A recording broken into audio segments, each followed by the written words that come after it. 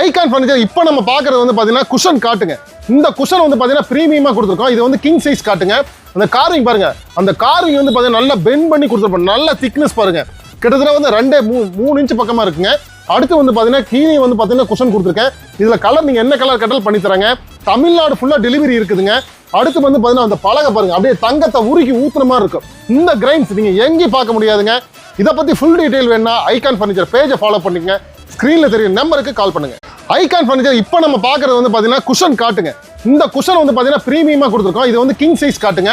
அந்த கார்விங் பாருங்க, அந்த கார்விங் வந்து பார்த்தீங்கன்னா நல்லா பெண்ட் பண்ணி கொடுத்துருப்போம். நல்ல திக்னஸ் பாருங்க, கிட்டத்தட்ட வந்து 2-3 இன்ச் பக்கமாக இருக்குங்க.